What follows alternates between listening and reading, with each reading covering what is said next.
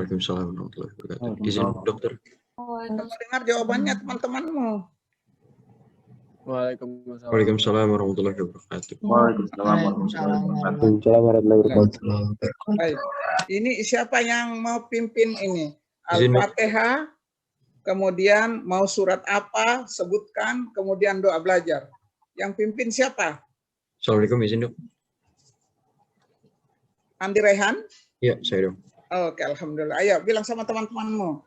Mari kita assalamualaikum dulu kamu, kemudian sebut, kita baca Al-Fatihah dan surat apa, dan kemudian doa belajar. Ya, silakan. Baik dok. Assalamualaikum warahmatullahi wabarakatuh. Selamat pagi teman-teman Tarsalia. Kembali lagi kita di kelas pagi hari ini dengan Dokter Cahaya.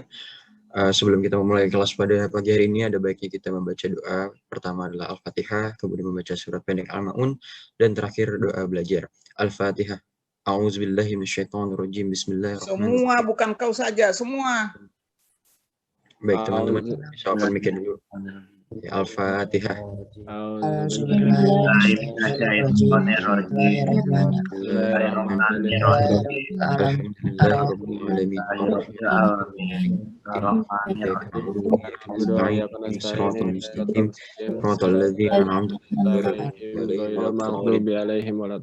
Amin. Kemudian dilanjutkan dengan Al-Ma'un. Bismillahirrahmanirrahim. Ara'aitalladzi yukadzibu Zalikal ladzi yad'ul yatim wa la tu'amil miskin fawailul lil musallin alladzina hum an salatihim sahun allazina hum yura'una wa yamna'una al-ma'un. Amin. Kemudian terakhir doa belajar. Bismillahirrahmanirrahim. Raditu billahi rabban wa bi Muhammadin nabiyyan wa rasul. Rabbi zidni ilma wa bi rahmatika ya arhamar rahimin. Amin. Silakan, Dok. Alhamdulillah, terima kasih Allah, terima kasih anak-anak semuanya. Oke, silakan bantu saya siapa? Kasih lihat saya punya slide.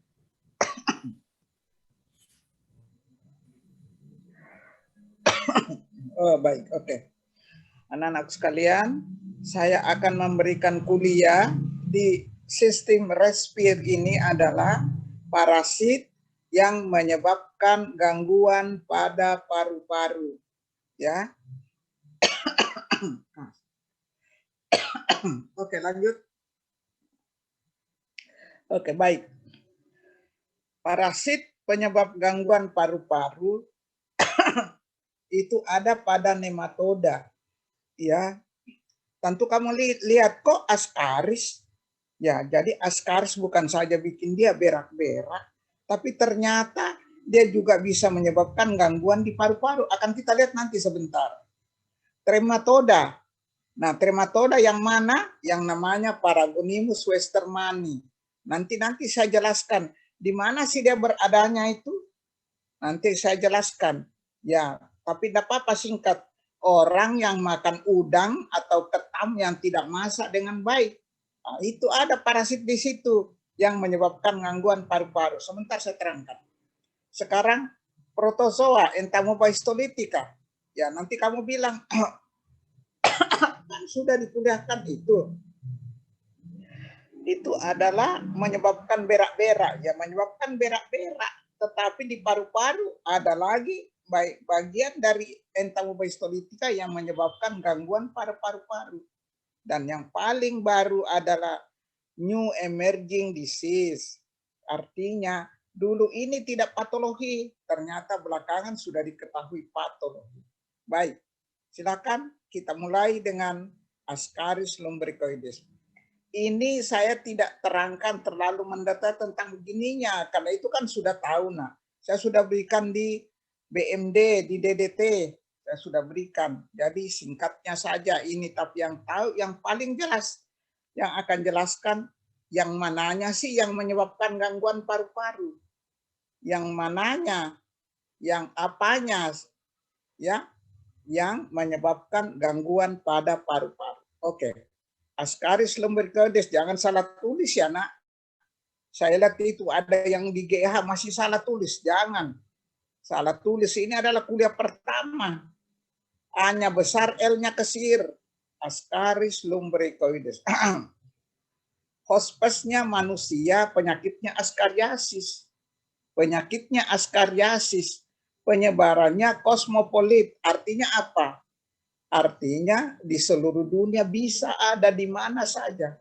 Ini saya ulang-ulangi. Nanti ada yang bilang, itu kan ada yang salju. Iya, di musim salju dia tidak ada. Tapi begitu saljunya hilang, ada tanah yang cocok, yang muncul. Oke. Morfologinya tidak, inilah sudah lihatlah. Yang jelas bahwa untuk cacing betinanya itu ekornya runcing dan jantan ekornya melingkar. Lanjut. Ini telurnya. Sebenarnya ada 4, tapi dikasih lihat 3 ini. Telur yang tidak dibuahi adalah, lihat yang di tengah. Telur yang tidak dibuahi, yang di tengah. Ya, ini nih. Telur dibuahi ini dia. Nah, yang tidak adalah telur decorticated. Telur decorticated artinya itu ini rusak dindingnya. Bisa saja telur dibuahi rusak dindingnya, bisa saja ini rusak dindingnya, makanya disebut telur decorticated. Dan yang paling ini, yang ini adalah telur bentuk infektif, telur matang. Kenapa disebut telur matang? Kenapa disebut infektif? Karena sudah ada larva di dalamnya. Ini larvanya yang akan melanjutkan hidupnya. Oke, slide. Nah, perhatikanlah sekarang, nah ini lingkaran hidupnya, di mana dia bisa bisa hubungannya dengan yang sekarang untuk traktus respiratorius. Telur infektif tertelan, yang tadi lihat ya, yang ada telur, yang ada larvanya. Tertelan tentu tidak sengaja, ya. Anda usah bisa terangkan lagi dari mana, ya. Nah, jadi barangkali kalau yang dulu-dulu masih ingat, ya, misalnya makan sayur yang kebetulan ada telur di situ tapi tidak matang. Ya, misalnya makan apa itu? Yang orang Sunda. Makan apa itu? Lalap. Jadi, oke, sekarang makan yang ada telur infektifnya. Dia menetas di usus halus. Saya ulang aja ini, nak. Tapi saya mau supaya di mana sih dia sampainya dia di paru-paru. Jadi menetas di usus halus. Jadi jalan terus, kita makan itu telur yang ada infektifnya, ada larvanya, sampai di usus halus dia pecah. Dia pecah, maka keluarnya larvanya ke pembuluh darah. Jadi pecah keluar, ya, larvanya keluar nembus pembuluh darah, pergi ke jantung, pergi ke paru-paru. Dulu itu saya terangkat tapi lewat saja ini, ya. Tapi memang itu melalui paru-paru. Nah, di paru-paru ke dinding alveolus, ya. Kemudian rongga alveolus ke bronchiolus. Tetapi untuk yang di paru-paru ini adalah intinya di alveolus ini yang terjadi gangguan. Ya, kalau saya bicara ini misalnya nanti yang sampai berak-berak ini saya lewati saja dulu. Tapi dia karena dia gangguan karena kita bicarakan mengenai gangguan di paru-paru, maka terjadi gangguan di alveolus. Saya ulangi, alveolus. Ya, di rongga alveolus nanti kita jelaskan, ya. Jadi kemudian tadi ini kan larvanya pergi ke bronchiolus, dari alveolus ke bronchiolus. Saya ulangi. Nah, terjadi gangguan di paru-paru di mana? Karena gangguannya di alveolus ini. Rongga alveolus ini yang terganggu. Ya, nah tetapi kalau tidak, maka dia akan terus ke bronchiolus, bronus, trachea, faring, kemudian penderita batuk karena terjadi gangguan batuk. Ini hanya saja ini larva tertelan ke oesophagus, kemudian ke usus halus, kemudian jadi cacing dewasa. Oke, lanjut.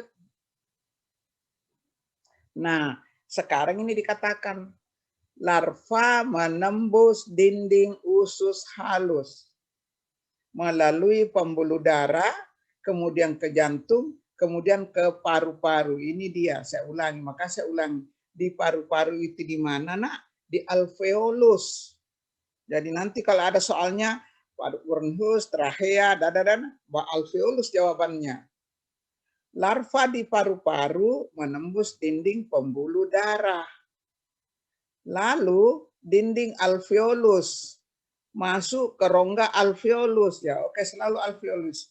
Baru kemudian ke trachea melalui bronchiolus dan bronchus. Lanjut.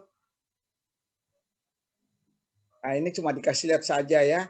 Jadi cuma dikasih lihat ini dulu juga, ini adalah yang apa namanya yang sudah bentuk infektifnya ya.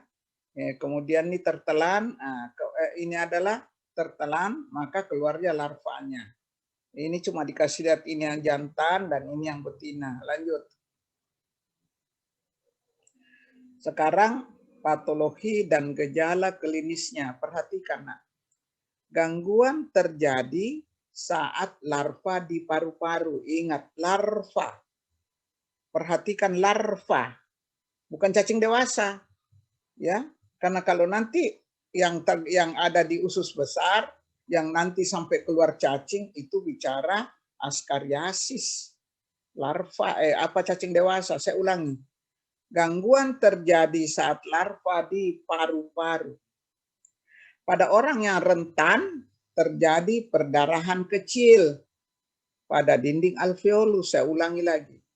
Jadi pada orang yang rentan, yang tidak cocok. Kalau yang cocok, lewat saja. Pada orang yang rentan, terjadi perdarahan kecil pada dinding alveolus.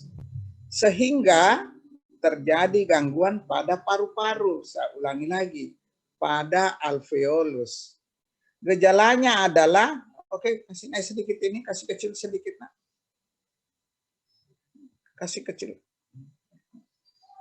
Gejalanya adalah batuk, demam. Lanjut.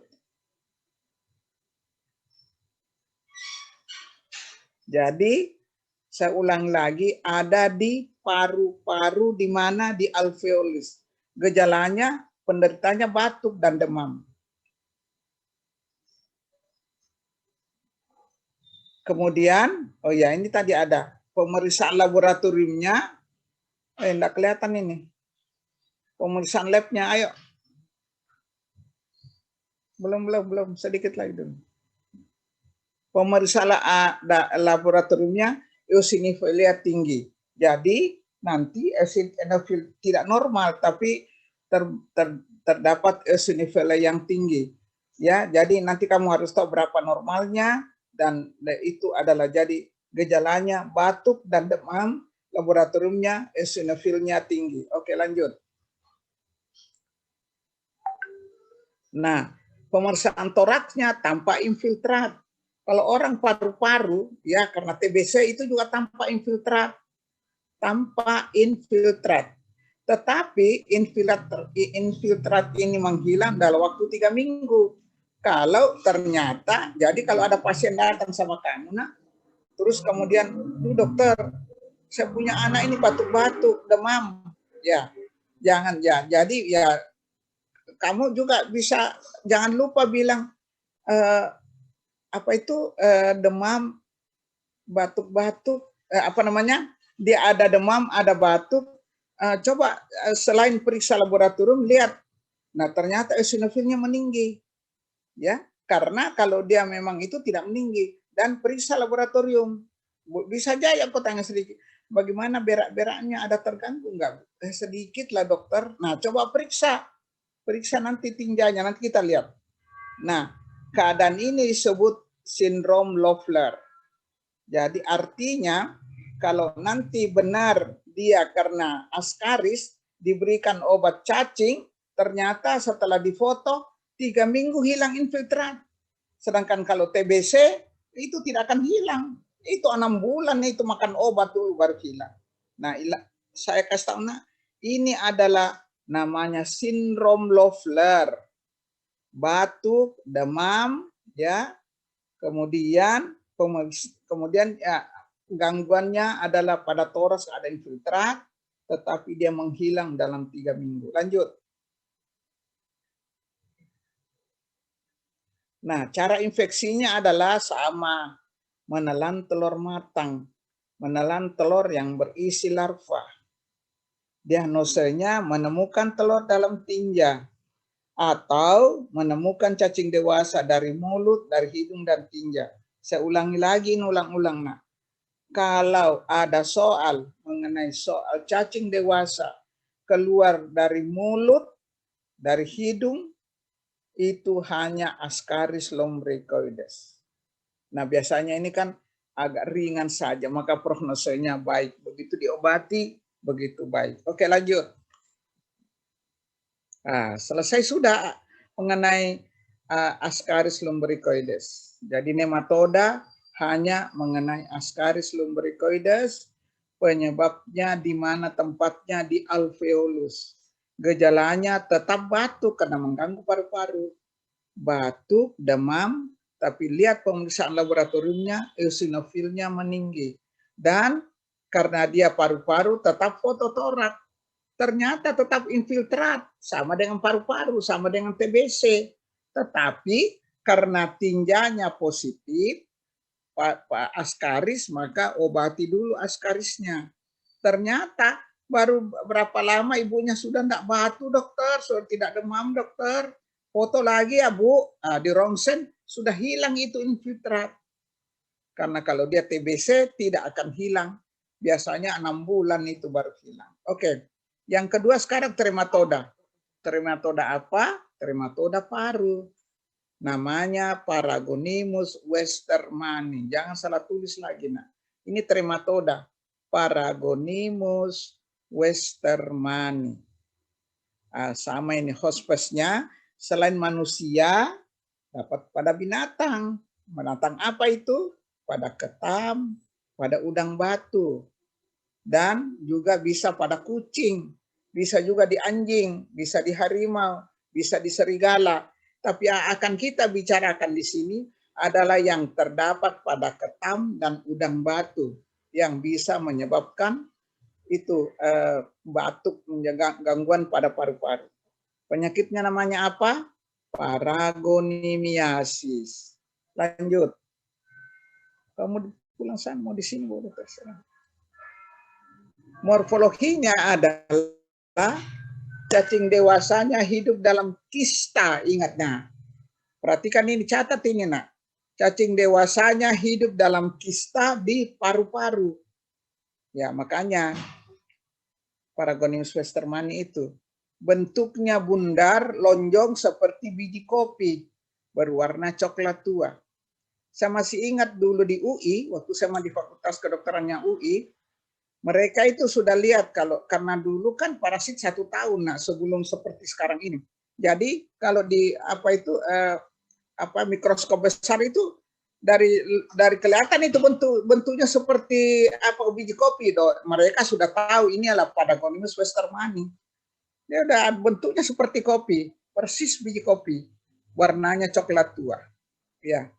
Nah, oke. Batil isapnya mulut hampir sama dengan batil isap perut, tapi ini karena kita ini cuma singkat saja, tidak akan dijelaskan.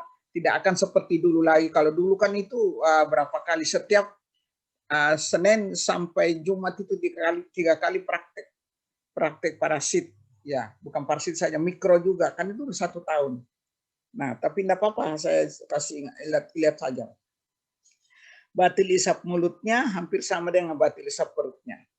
Testisnya berlobus terletak antara batil isap perut dan ekor. Nah, bayangkan, jadi batil isap dan ekor itu testisnya. Ovariumnya terletak di belakang batil isap perut. Tapi kamu tidak usah ini, tidak perlu ini nak. Bukan tidak perlu. Perlu, tapi kamu tidak usah ingat ini. Tidak akan saya kasih, tidak akan saya tanyakan ini. Tapi saya perlu sampaikan kepada kamu, paling tidak ketahui. Oke, lanjut. Nah, ini dia.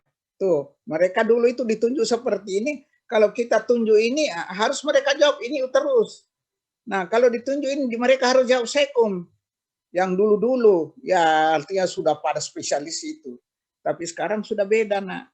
Enggak lagi. Tapi dikasih aja kamu, bahwa beginilah gambarannya. Jadi ini ular sakernya, ini bladernya, ini uterusnya. Nah, mereka dulu harus tahu itu. Oh, kalau ditunjuk ini harus tahu, oh ini ovariumnya, ini uterusnya, begitu. Lanjut. Nah, ini yang dewasanya ini. Dewasanya seperti ini. Ya, gambarannya. Lanjut. Oke. Telurnya tadi itu bentuknya lonjong dengan operculumnya agak tertekan ke dalam. Kemudian telur itu keluar bersama tinja atau sputum, kan batu.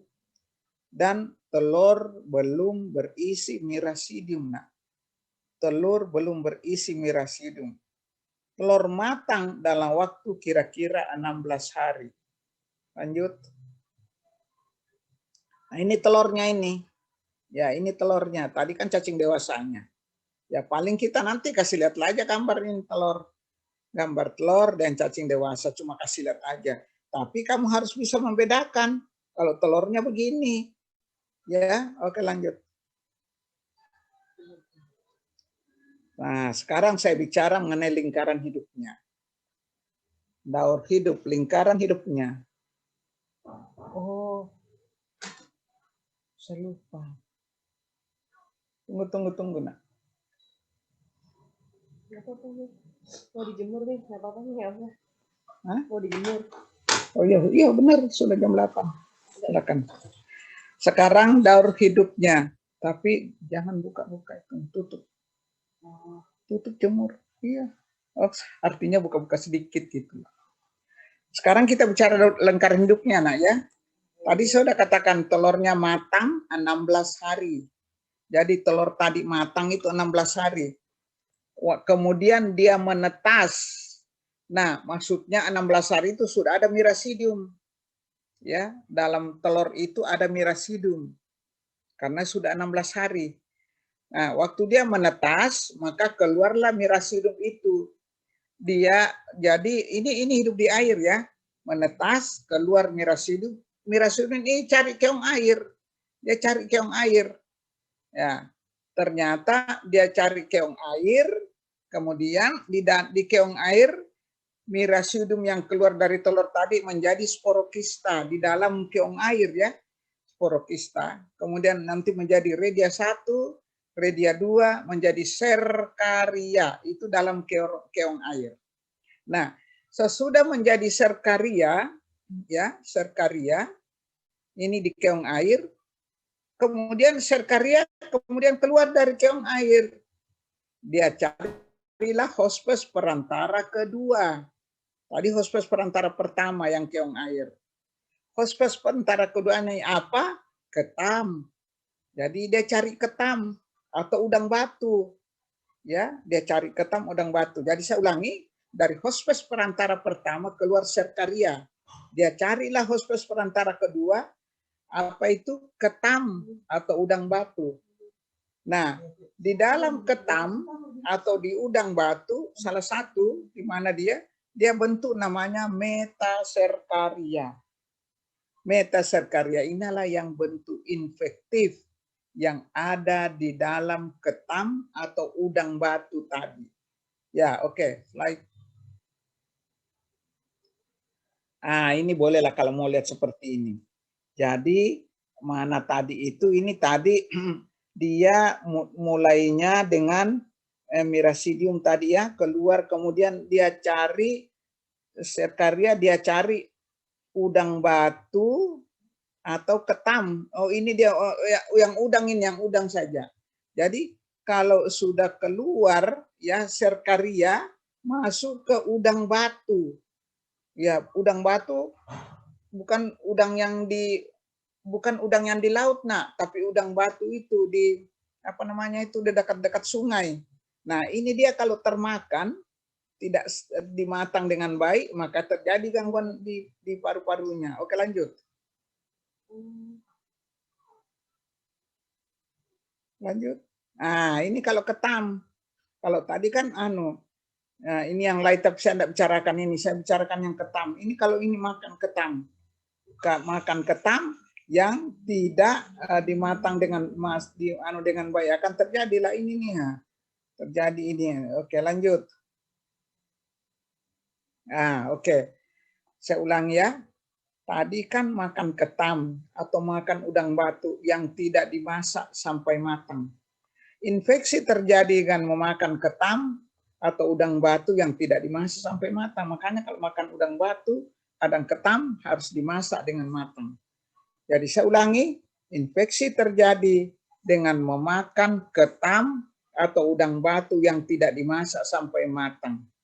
pada hospes definitif itu metaserkaria, ya, metaserkaria menjadi cacing dewasa muda di duodenum. Di hospes definitif ini maksudnya yang kalau sudah makan tadi. Ya tadi kan, jadi tadi itu metaserkaria di dalam itu, ya. Jadi tadi serkaria, saya ulangi, serkaria tadi pergi ke ketam atau udang batu. Di dalam ketam atau udang batu itu setelah dimakan oleh manusia, maka terdapat berubah menjadi metaserkaria. Metaserkaria ini kemudian menjadi cacing dewasa muda di duodenum, duodenum kita. Kemudian dia menembus dinding usus, kemudian ke rongga perut, kemudian menembus diafragma menuju paru-paru. Jadi saya ulangi, jadi serkaria tadi yang masuk ke udang batu atau apa tadi itu, ketam yang tidak dimasak dengan baik, ya.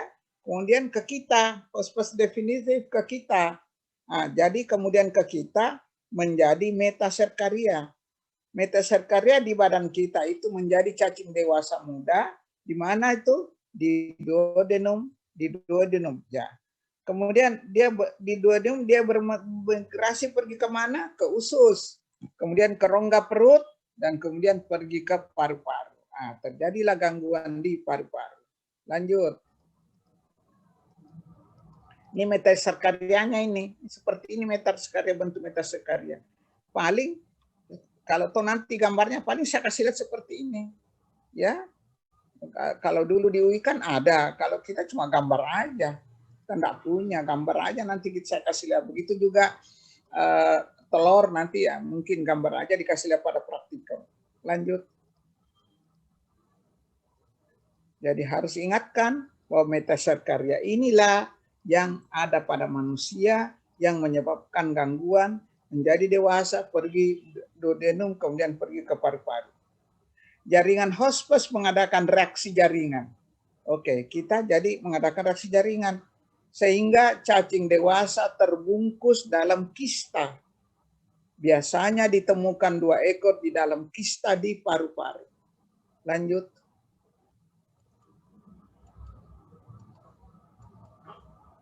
Nah, coba bayangkan ini. Bayangkan beginilah dia ini parasitnya ini. Paragonimus westermani itu ada dalam, coba bayangkan tuh.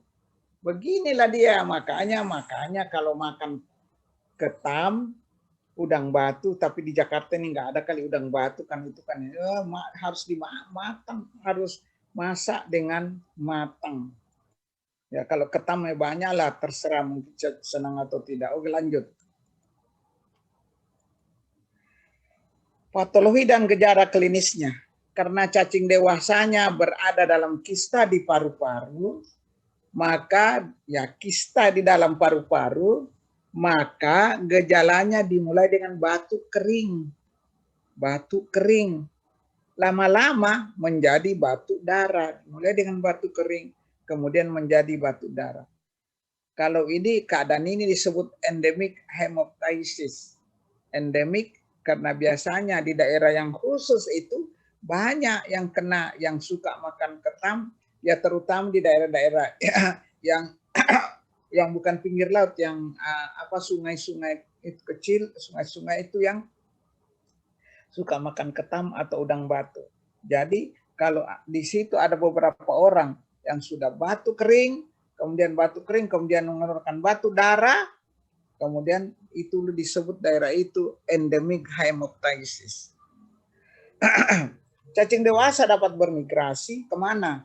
Bisa ke hati, bisa ke limpa, bisa ke otak, bisa ke otot, bisa ke dinding usus, dan bisa menimbulkan abses.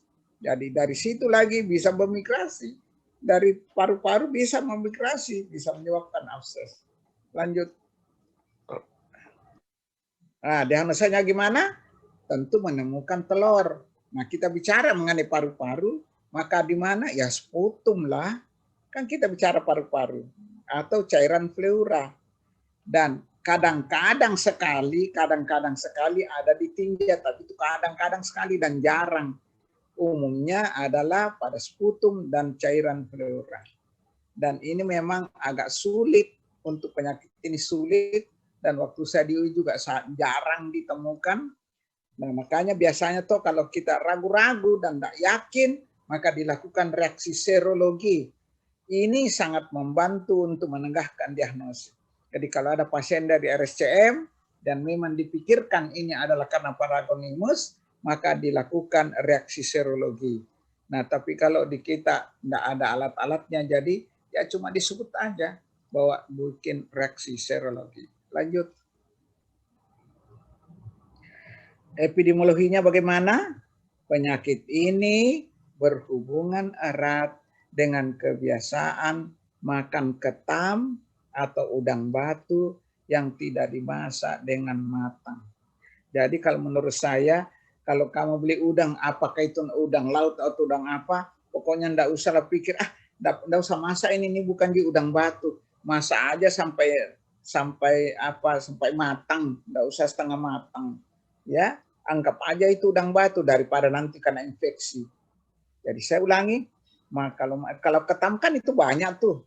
Ya, nah masalah ketam itu udang batu itu dengan sampai benar-benar matang baru dimakan. Nah, lanjut. Oke, jadi sudah selesai nematodanya mengenai Ascaris, sudah selesai trematodanya mengenai Paragonimus. Nah, sekarang kita protozoa. Amoeba histolytica, ya. Nah, kalau kamu ingat histolytica bicara di tropical disease, pada apalagi itu kamu bilang lah, itu kan dia menyebabkan berak darah. Iya, tapi sekarang kita bicara bagaimana bisa dia ada di paru-paru. Ini adalah dia mempunyai dua bentuk, tapi saya memakainya yang mempunyai yang dengan stadium. Jadi saya selalu menyebutkan 3 stadium, stadium histolytica, stadium minuta, dan stadium kista. Ya, tetapi memang di kuliah, memang di textbook itu yang disebut bentuk trofozoid terdiri dari 2, stadium histolytica, stadium minuta, sedangkan bentuk kista, stadium kista. Jadi saya ambil aja yang stadiumnya, stadium histolytica, stadium minuta, dan stadium kista. Oke, slide. Nah, barangkali masih ingat kamu nak, kalau stadium histolytica itu yang patogen. Yang patogen. Kalau 2 itu tidak patogen. Ya, tidak patogen. Ya, saya ulang aja biar ingat-ingat. Stadium histolytica yang patogen. Stadium minuta dan kista itu tidak patogen. Tetapi nanti kistanya itu yang yang menularkan. Yang patogen ini adalah yang langsung menyebabkan sakit. Bersifat patogen, endoplasmanya berbutir halus mengandung eritrosit. Oke, jadi kalau stadium histolytica yang penting kamu lihat nanti. Kalau di dalam bentuknya itu ada eritrosit, maka pasti itu adalah histolytica. Karena yang dua-dua itu tidak ada eritrositnya. Hidupnya di mana? Di jaringan usus besar. Sudah tahu kan ya nak dari kuliah yang awal, di usus besar. Di mana lagi? Dapat di hati. Nah, itu yang menyebabkan gangguan di hati. Dan sekarang kan kita bicara di mana lagi? Bisa di paru-paru, bisa di otak, bisa di kulit dan vagina. Saya kasih ingat aja sedikit bahwa Prof Bintari almarhumah itu dokternya karena menemukan amoeba histolytica ini di mana? Di otak. Jadinya penelitiannya dulu untuk S3 menemukan parasit ini di otak. Ya, itu dia S3-nya almarhum Profesor Bintari Rukmono. Lanjut. Jadi, coba buka dulu sedikit sebelumnya tadi. Oke. Jadi di usus besar ya itu kan ada berak-berak. Nanti di hati kita bicara di mana? Tadi ternyata ada juga di vagina, nanti di kulit, ada juga di kulit. Jadi mungkin kalau di kulit akan dibicarakan lagi. Kita bicara sekarang yang di paru-paru. Lanjut.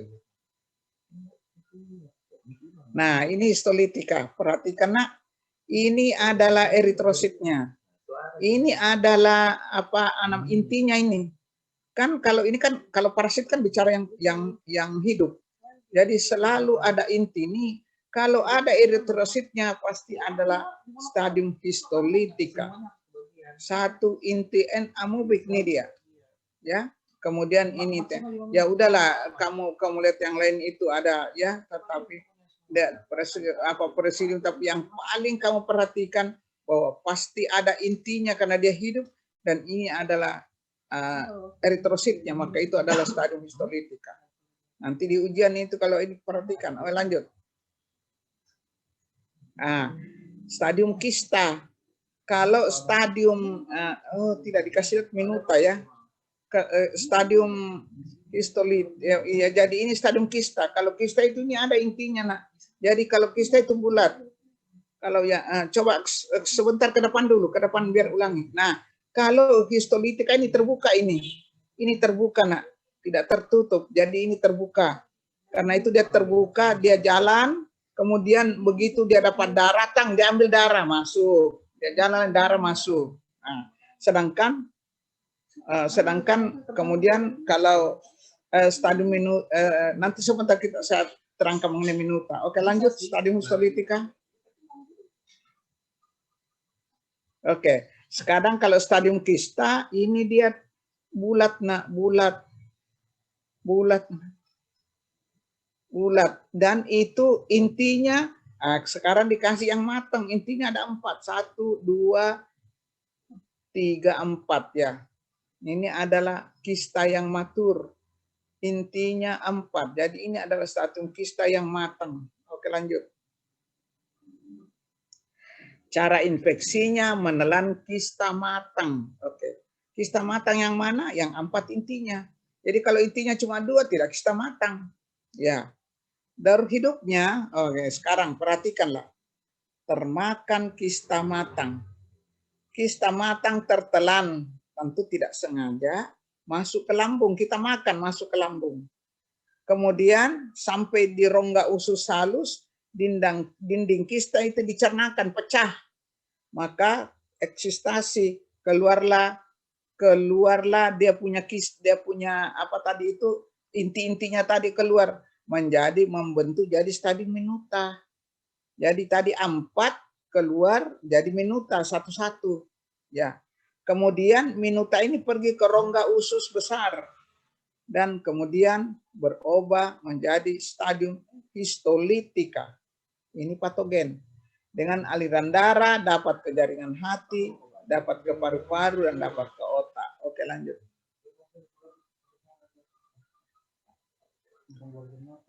Di rongga usus besar, stadium histolitika keluarkan enzim histolisin namanya. Ya, yang menghancurkan jaringan. Menembus lapisan muskularis mukosa, kemudian ke lapisan submukosa. Ini mah cuma kasih tahu bagaimana bisa terjadinya berak darah. Lanjut.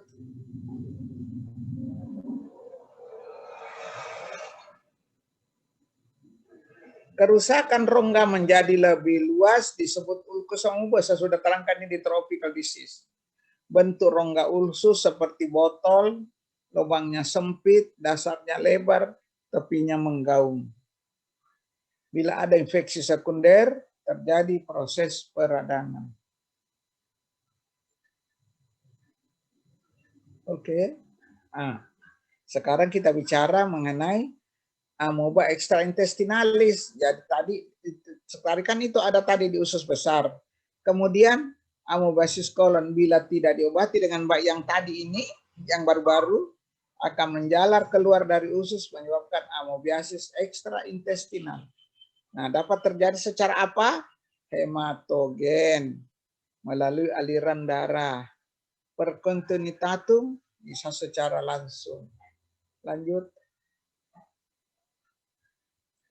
Cara hematogen bagaimana? Nah, di sini nanti lihat. Amoeba yang berada di submukosa tadi dibawa oleh aliran darah melalui vena porta ke hati. Kemudian menimbulkan abses hati berisi nanah, berwarna coklat, dan melalui aliran darah, ya, dengan stadium histolitika ini dia ke jaringan paru-paru. Jadi memang harus ada gangguan hati dulu, baru terjadi gangguan di paru-paru. Karena dia di hati dulu, baru keluar, dan disinilah menimbulkan abses paru.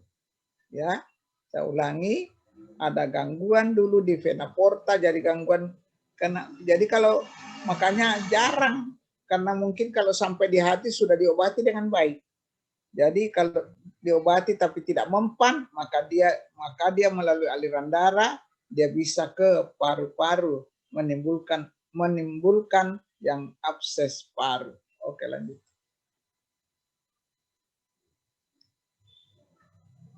Yang itu tadi, jadi sekarang cara perkontinuitatum terjadi bagaimana bila masih tetap dari abses hati tidak diobati dengan baik, terjadi absesnya pecah di hati, amoeba keluar, dia menembus diafragma, ini hati, menembus diafragma ke rongga pleura paru-paru menyebabkan abses paru. Itu yang perkontinuitatum. Kalau tadi kan mengalir aliran darah. Oke, lanjut.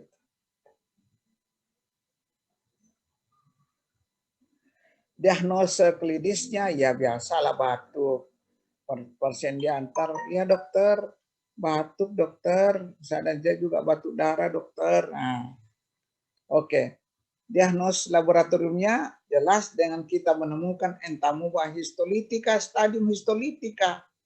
Tapi di mana ketemuannya dia? Dalam biopsi, dinding abses, atau aspirasi nanah abses. Jadi dia mengatakan batuk. Makan batuk ya, tetapi nanti dia akan bisa menyebutkan, tapi dulu dokter saya berak darah dulu dokter, kemudian sudah itu saya berobat tapi tidak tahu dokter, ternyata hati saya juga jadi, saya demam dokter, saya tidak enak dokter, saya enggak, ini hati saya ini yang sebelah kanan ini tidak enak dokter. Nah, jadi gangguan paru-parunya berasal dari gangguan hati. Oke, lanjut.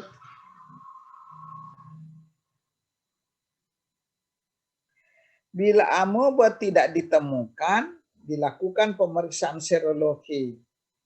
Antara lain tes hemaglutinasi tidak langsung atau tes imunodifusi. Dulu waktu saya di UI, ini dilakukan untuk mahasiswa. Karena memang yang dulu yang masih parasitnya 1 tahun. Tapi belakangan setelah sudah jadi begini lompok-lompokan enggak lagi. Cuma asal diketahui aja bahwa ada tes hemaglutinasi tidak langsung atau namanya tes imunodifusi dan sudah tidak lakukan sekarang. Epidemiologinya biasa ditularkan oleh pengandung kista. Saya ulangi, pengandung kista. Saya ulangi sedikit di sini nak. Pertama kali ditemukan sebenarnya parasit entamuba histolitika ini adalah dulu di Amerika tahun berapa ya, 1700-an itu apa namanya? Ini saya ulang-ulangi, mungkin sudah pernah kamu dengar juga. Di restoran yang terkenal itu adalah maju sekali dan kemudian belakangan kok ada yang dari situ berak darah. Loh, dari mana? Nah, ternyata setelah diteliti oleh peneliti dulu, ditemukanlah bahwa pembawa makanan itu terdapat bentuk kista di tinjanya. Nah, itulah sesudah itu maka restoran-restoran di Amerika bila mau menerima untuk pegawai untuk yang makanan harus periksa dulu tinjanya. Kalau terdapat kista, maka tidak diterima. Saya tambahkan lagi nak, bahwa pengandung kista tidak ada gejala. Saya ulangi, pengandung kista tanpa gejala. Yang ada gejala adalah yang mengandung stadium histolitika Enggak, dia ada berak darah, kadang-kadang demam dan sebagainya. Tapi pengandung kista tanpa gejala itu carrier. Oke, lanjut. Kayaknya sudah selesai mengenai histolitika. Oh, masih ada. Pengandung kista tersebut sehat, tetapi penting oleh karena sebagai penyebar penyakit. Tinjanya merupakan sumber infeksi, misalnya pelayanan makanan. Jadi tinjanya itu terdapat bentuk kista, dan kista itu nanti yang tentu ditularkan melalui lalap kah, melalui apakah, atau dan tidak bersih, kemudian pergi ke makanan yang diantar dan terjadilah infeksi dari penular dari yang mengandung kista tadi.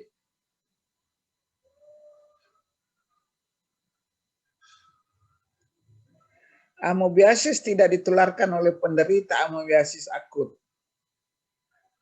Lalat dan lipas yang hinggap pada tinja pengandung kista dapat memindahkan kista ke makanan atau minuman. Jadi saya ulangi pengalaman saya lagi dulu waktu masih di UI. Oke, karena dulu itu kan semuanya itu semua dikirim ke UI dari rumah sakit Semakin. Dari rumah sakit Jakarta kirim tinja ke saya ke UI dan ternyata positif. Sekarang saya datang, dia positifnya adalah disenteri amoeba, ya, disenteri amoeba. Nah, saya datang kemudian saya tanya dokternya, pasiennya mana? Dok, pasiennya tersendirikan, Dok, karena dia berak darah, takutnya menular. Nah, ini kamu ingat, Nak? Tolong ingat ini, Nak. Pasien dengan berak darah tidak menularkan. Nah, ingat, saya kasih kuliah, jangan sampai terjadi begitu. Berarti waktu dia kuliah tidak menjelaskan, dengar, pasiennya tidak perlu, dia tidak menularkan. Yang menularkan adalah kista, bukan stadium histolitika. Jadi stadium kista, dia itu yang berak darah itu stadium histolitika. Jadi tidak menularkan. Ya, terus dia bilang dia punya WC-nya tersendiri, takut menularkan. Tempat tidur tersendiri, kamar tersendiri. Oh, enggak, saya bilang gitu. Enggak menularkan, dokter. Tidak menularkan itu. Jadi yang saya ulangi lagi, jangan sampai kamu salah. Yang disenteri amoeba, penderitanya, disenterinya tidak menularkan. Yang menularkan adalah penderita sehat yang terdapat stadium kista.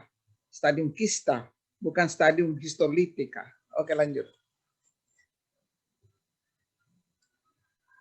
Kista dapat, dilanjutkan bagus juga. Kista dapat hidup dalam air 10-14 hari. Tahan terhadap klor yang terdapat dalam air pam. Nah, itu tahan tuh dalam air pam. Dia mati pada suhu 50 derajat Celcius atau dalam keadaan kering, itu baru dia mati. Pencegahannya apa? Kebersihan perorangan dan kebersihan lingkungan. Lanjut. Oke. Selesai mengenai histolitika. Sekarang kita masuk sedikit lagi dengan new emerging disease. Apa sih maksudnya emerging disease ini? Dulu-dulu itu tidak menyebabkan penyakit. Belakangan setelah di penelitian ternyata ada yang tadinya tidak menyebabkan penyakit, sekarang sudah menyebabkan. Akhir-akhir ini perhatian terhadap infeksi protozoa usus meningkat di seluruh dunia. Infeksi protozoa usus merupakan masalah kesehatan masyarakat. Dulu merupakan masalah kesehatan. Ya tentu sekarang mungkin sudah tidak lagi kali. Lanjut. Selain itu, parasit yang sedia kala tidak dianggap penting untuk kesehatan manusia ternyata dapat menyebabkan penyakit seperti ini. Yang tersebut ini dulu tidak dianggap, tidak disebutkan menyebabkan penyakit, tapi sekarang sudah menyebabkan. Cryptosporidium, tapi ini adalah di mikrobiologi, bukan saya.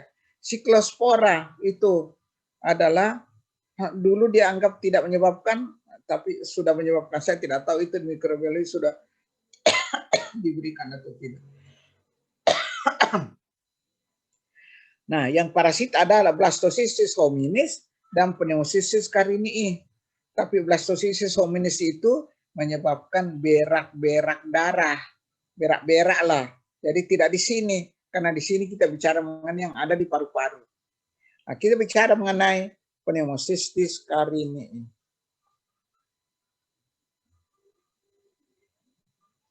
Oke, ternyata pneumocystis carinii ini terdapat juga pada mamalia, hospesnya mamalia dan burung. Mamalia dan burung.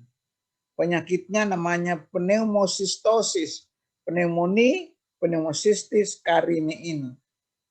Nah, ternyata kosmopolit juga. Kosmopolit juga. Dan ternyata karena kosmopolit maka terdapat juga pada manusia. Terdapat juga pada burung. Ya, pada binatang mengerat, pada anjing, berbagai binatang peliharaan. Nanti kita lihat di mana manusianya, yang mana yang didapati mendapat pneumocystis carinii ini. Lanjut.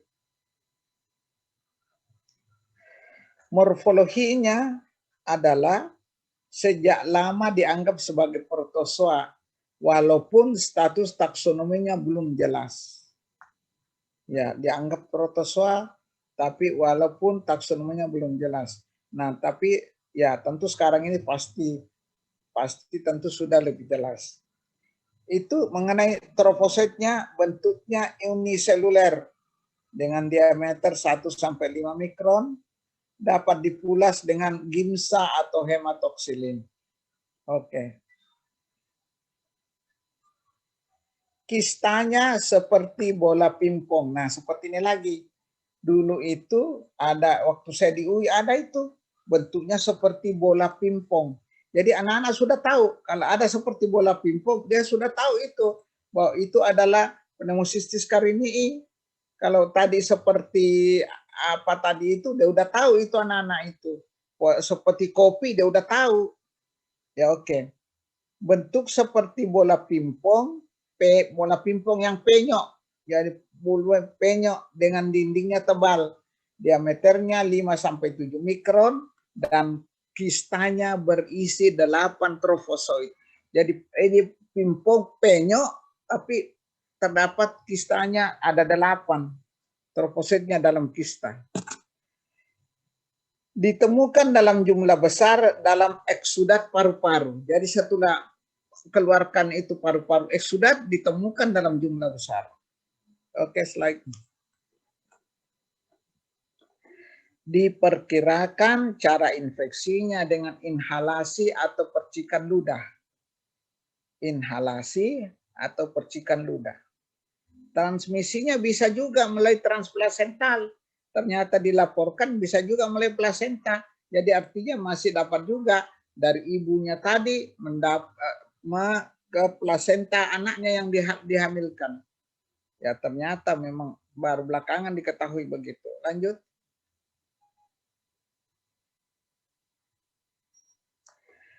Patologi dan gejala klinisnya, paru-parunya kenyal. Paru-parunya kenyal. Dan bila dipotong permukaannya, tampaknya abu-abu dan tidak ada udara. Tidak ada udara gitu loh, abu-abu dan tak ada udara. Dengan mikroskop tampak ya sputum alveolusnya itu menebal dengan infiltrasi sel plasma. Maka penyakitnya disebut pneumonia sel plasma interstisial. Ya, ini mesti kamu catat aja ini nak. Karena pneumonia tadi kan ada batuk, kemudian sel plasma interstisial. Ya tentu ini tidak pada yang bayi yang masih ada melalui plasenta, ini yang sudah dewasa. Ya lanjut. Epitel alveolusnya sebagian mengalami desquamasi. Coba. Jadi epitel dari alveolusnya penderita tadi itu terjadi gangguan, terjadi desquamasi, kerusakan. Alveolusnya penuh dengan selnya berlemak. Penuh dengan sel berlemak, penuh dengan parasit, dan bahan-bahannya yang bervakol yang tampak berbusa. Jadi alveolusnya ini. Oke lanjut. Parasit ditemukan dalam paru-paru, jarang di tempat lain. Sekarang bicara mengenai bayi. Pada bayi dengan malnutrisi, penyakitnya berkembang selama beberapa minggu, pernafasan menjadi sangat cepat, disertai sianosis bila terdapat pada bayi. Dan pada bayi yang mana? Yang kekurangan gizi, yang malnutrisi. Dan biasanya ini sampai bisa menyebabkan kematian untuk bayi tersebut. Karena cuma beberapa minggu. Oke, lanjut. Dan bisa juga pada anak dan orang dewasa yang imunokompromis. Ya, jadi bisa ditemukan pada orang dewasa, pada anak, pada mana yang mereka mendapat penyakit yang sangat berat. Jadi penyakitnya menjadi berat dengan adanya tadi parasit ini. Dalam beberapa hari disertai demam, pernapasannya cepat, batunya tidak produktif, tetapi sesak nafas dan sianosis. Sianosis dan bisa lebih cepat lagi meninggal. Oke, lanjut. Pemeriksaan dada, nah ini yang lucu. Diperiksa dadanya tidak ada ronki. Ya, tetapi pada foto toraknya nampak infiltrat yang difus, biasanya bilateral. Ya, biasanya itu kalau infiltrat kan tidak difus, biasanya cuma di sebelah apek aja. TBC itu pada apek saja gitu loh. Kalau yang ini difus, ya, dan kemudian dua-duanya bilateral, makanya itu ya memang biasanya kalau begitu cepat meninggal. Nah, dia harusnya ditegakkan dengan menemukan pneumosis carini dalam jaringan spesimen, tapi dapat di mana? Bronkoskopi. Diambil di bronkoskopi, diambil dari bronhosnya dan baru kemudian diperiksa dan kemudian ditemukan pneumosis carini ini. Lanjut. Kistanya berdinding tebal, mudah dilihat dengan pulasan Gomori ini. Ya, ini dulu saya ya tidak disebut saja tapi tidak dikerjakan. Kistanya berdinding tebal, mudah dilihat dengan pulasan GMS, Gomori, Matt Silverstein. Foto toraks tidak selalu mendapatkan kelainan. Coba lihat, foto toraksnya tidak selalu sih katanya mendapatkan kelainan. Slide. Diagnosisnya pneumonia carini ini, pneumosis carini harus diduga. Nah, diduga bila kapan? Bila pada seorang yang imunokompromis. Ya, mereka yang memang imunnya kurang, penderita imunokompromis, menderita demam dan pneumonitis, jadi batuk-batuk, pneumonitis yang khas. Ya, batuknya yang khas batuk-batuk gitu. Lanjut. Epidemiologinya, pneumonia pneumosis ini ditemukan pada golongan risiko tinggi. Jadi mana ditemukan itu? Ini adalah pada anak atau bayi yang prematur, ya, dengan malnutrisi yang sakit dan hidup di kediaman yang padat. Jadi maksudnya ini kasihan. Ini anak, bayinya lahir sudah prematur, sudah malnutrisi, sakit-sakitan, tapi kasihan dia sudah lahirnya sudah malnutrisi, lahirnya sudah prematur, kurang makan, hidupnya lagi di mana kasihan? Di kediaman yang padat, orang miskin. Nah, biasa ini ditemukan ini yang pneumonia pneumocystis. Mana lagi? Yang berikut. Nah, yang kedua bisa juga pada anak bayi dengan kelainan imunodefisiensi. Jadi pada gangguan imunodefisiensi, gangguan anak lahir dengan gangguan. Bisa juga pasien yang mendapat terapi, ya ini karena memang ada gangguan, dia sudah mendapat yang sudah imunnya kurang, sudah mendapat imunosupresif karena dia ada keganasan dan kadang-kadang transplantasi organ dan lain-lain. Jadi orang yang memang yang punya gangguan ini yang kena. Atau penderita AIDS, dapat penderita AIDS. Lanjut. Oh, sudah selesai. Jadi ini pneumosis carini agak berat, ya. Jadi dia terdapat pada anak yang begitulah, yang kasihannya. Oke. Baik, masih ada waktu sedikit. Ada pertanyaan? Siapa, Andi Rehan tadi atau siapa ini? Muhammad siapa nih? Kalau tidak ada, coba buka-buka aja semuanya, nak, pelan-pelan. Pasti soalnya juga dari situ. Ya, oke. Saya ingin tanya, masih ada kuliah kah kamu, nak? Atau mulai kapan ini kuliahnya? Ada dok, nanti siang Ada. Ya dok. Mulai kapan kuliahnya, nak? Kuliahnya Respi ini kamu mulai kapan kuliah?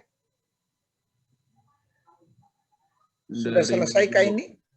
Enggak, baru dari minggu lalu sih dok. Oh, baru minggu lalu. Oh iya. Ya tidak tahu juga ini adakah lebaran, adakah liburan atau bukannya enggak tahu juga ya. Saya pikir saya kan puasa kemarin, aku pikir kok hari kedua kok ada acara, berarti sekarang yang enggak libur ya. Tapi memang lain ya. Dulu-dulu itu kalau bulan puasa pertama libur, ternyata pegawai-pegawai tetap kerja tuh. Saya lihat loh kok masih tetap kerja. Jadi ya sudah lain sekarang ini agama kita, maaf ya. Negara kita sudah lain, masa orang puasa, kasihan puasa pertama tetap kantor. Ya, berdoa aja lah. Ya, mudah-mudahan semuanya nanti, ya walaupun perhatikan aja semuanya, mudah-mudahan bisa semua lulus dengan baik dan benar ya. Oke. Amin. Ya, Amin. harap begitu. Oke. Baiklah, siapa yang pimpin? Saya tutup dulu, tapi nanti ada yang tutup tetap